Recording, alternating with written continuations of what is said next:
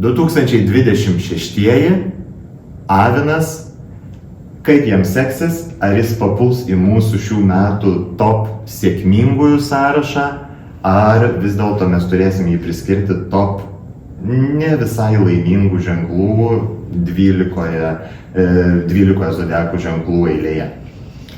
Na, galbūt žodį nelaiminga vis dėlto reikėtų traukti į šoną. Labai jau taip žiūrint, tarkim, nežinau, kaip čia pasakius, diplomatiškai, bandant vertinti situaciją arba žvelgiant iš kokios tai labai tolimos perspektyvos, nelaimingų metų nėra. Sakyčiau, yra labiau pamokantis metai arba mažiau pamokantis metai. Tai išmokysim kažką užsispyrusią aviną.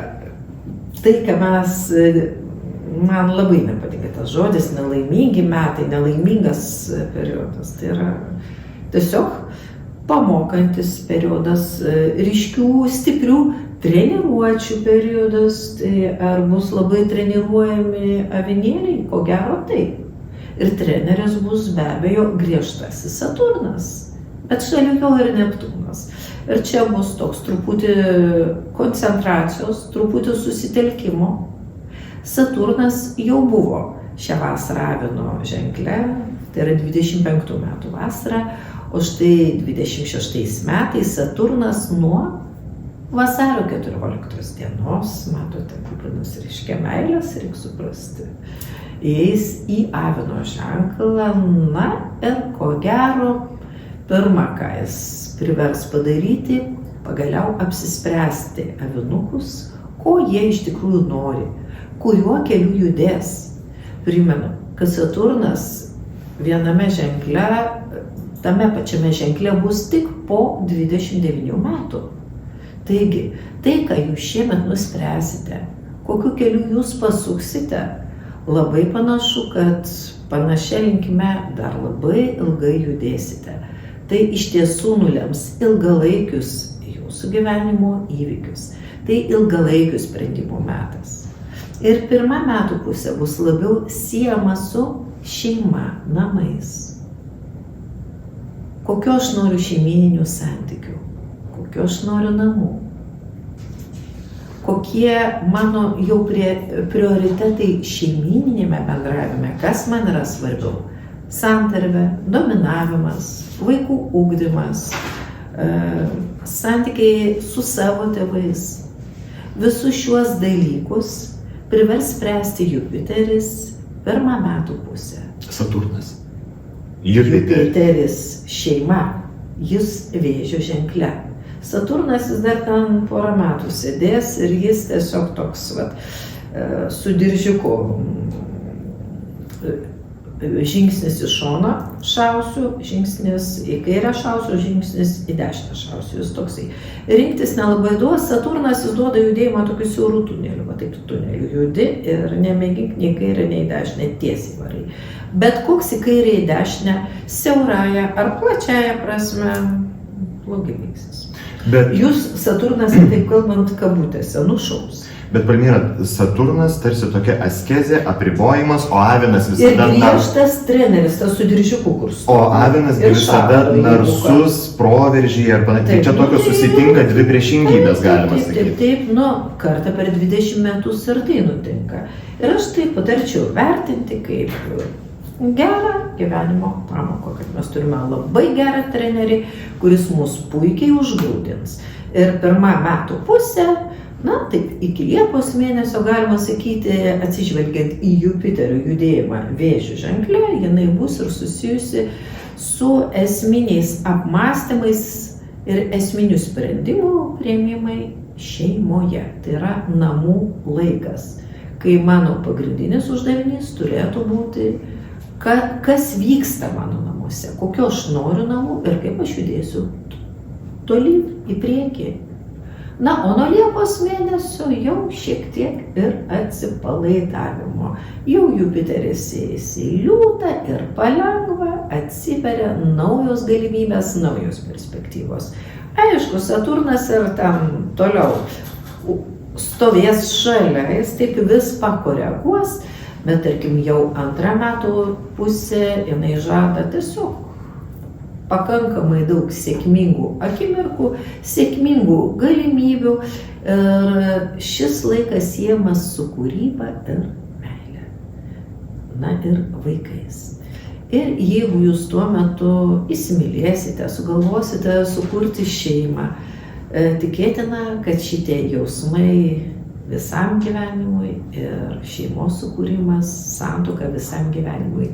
Ypač jeigu sugalvosite tuoktis jau rudenį ar kitų metų pavasarį. Kodėl? Užbėgsiu įvykiam už akių. Nuo spalio mėnesio, nuo spalio pradžios į svarstyklių ženklą, o svarstyklės siejamos su santuoka, su ištikimybė, įeina baltasis mėnulis.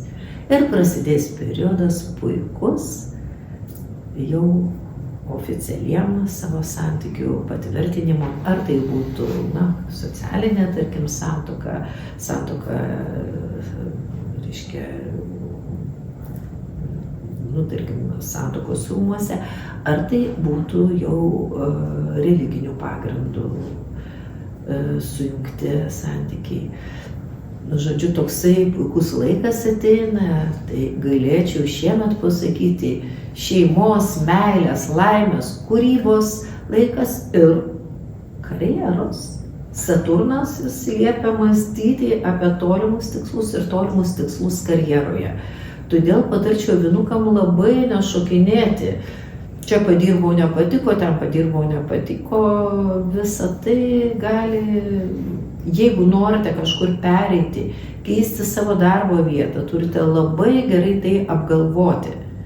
Nes tai, ką jūs pakeisite, tai bus ilgam ir jeigu jums nepatiks, jums bus pakankamai sunku pereiti į kitas vėžes. Aš tik tai norėčiau dar avinukam pridėti. Labai nerūstaukite ant Saturno, šalia bus Neptūnas, o tai yra svajonė, tai yra muzika, tai yra gamta. Tiesiog, kai esate pavargę, muzika, gamta, vanduo, raskite laiko plaukiojimui, netgi jeigu tai bus jūsų vonia. Kaip japonai sako, yra problemų, lįsk į pirtį. Tai vat patarimas avinukams. Daug detalesnius aprašymus kiekvienas iš jūsų galite rasti kiekvieno mėnesio lape astrologiniam Palmyros kalendoriuje, kuriame lygiai taip pat galite rasti ir savo užduotus klausimų atsakymus apie užtemimus, apie tranzitus, apie mėnulio tranzitus per zodiako ženklus. Galite rasti detalius mėnulio ir saulės kalendorių dienų aprašymus. Galite rasti ir runų ženklus, kurie galėtų būti talismanai ir amuletai kiekvienai dienai. O svarbiausia, rasite legendinius Palmyros ženkliukus, raudonus ir žalius, kur netgi nenorint gilintis arba neturint laiko gilintis į aprašymų lapą, užmetus vien akį į kalendoriaus lentelę, kuri yra štai tokia visokia margutėlė, galėsite pamatyti, ką tą dieną vis dėlto yra rekomenduojama veikti, ko nereikėtų daryti. Taip pat kalendoriaus pabaigoje rasite visų gyvūnų aprašymus, gyvūnų tai totemų aprašymus, tiek apie asiliuką zoroastrietiškai, tiek apie ugninio arklio metus, tiek apie Merkurijaus planetą kaip metų valdovę. Tuos pačius aprašymus rasite ir metų žvakės aprašyme, kurį visada galėsite paskaityti nuskenavę QR kodą ant žvakės pakuotės. Žvakę bus rekomenduojama užsitekti pasitinkant visus naujuosius metus, tiek mūsų įprastąją sausio 1-ąją, tiek kinų naujuosius metus, tiek zoroastriečių naujuosius metus, tai yra kovo 21-ąją. Žvakė dar praturtinta, saulei tekant, žvakė dar praturtinta spalva ir kvapais. Iš tiesų rasite dar ir aprašymus detalius, kaip sutikti tuos naujosius metus, kokius vis dėlto papuošalus dėvėti, kokius šokius šokti arba jų nešokti. Reiktų trankiai švęsti, trankiai pasitikti tuos naujuosius, ar galbūt ramiau, labiau susikaupus. Visą tą informaciją rasite žvakės aprašyme ir žvakę galite įsigyti tik Smells Like Spells internetinėje parduotuvėje. Na, o kalendorių rasite jau ir mūsų parduotuvėje, ir interneto parduotuvėje, rasite ir Pegaso knygynuose didžiuosiuose, ir Vagos didžiuosiuose knygynuose, ir knygos.lt, ir patogu pirkti. Taip pat nuorodas tiesiogiai galite rasti ne tik Smells Like Spells interneto parduotuvėje kaip produktus, bet ir tiesiai po šituo video. Na, o žvakės aprašymus iš tiesų galėsite rasti net 3 kalbomis šiais metais. Tai yra lietuvių, anglų ir prancūzų. Todėl jei kalendorius tik lietuviškai, tai žvakė gali tapti netgi puikia dovana jūsų ir nelietuviškai kalbantiems draugams. Abu šie nuostabus produktai gali būti siunčiami į visas pasaulio šalis, išskyrus Rusiją. Nusipirkti juos galima internetu. Ką, Palmyra, mes galėtumėm dar pabaigai palinkėti žiūrovams ir galbūt labai trumpai, ko Lietuva, kaip mūsų ta tėvynė, kurią dar visą pusmetį mes turime ypatingai mylėti, ko ji gali laukti 26-aisiais. Ko gali laukti Lietuva ir ką mes linkime žiūrovams? Tuoj pat pasakysiu, bet dar vienos detalės, sakiau, prie detalių negalima kabinėtis, vis tiek noriu prisikabinti. Manęs dažnai klausia, o ką daryti su rūnų ženkliuku?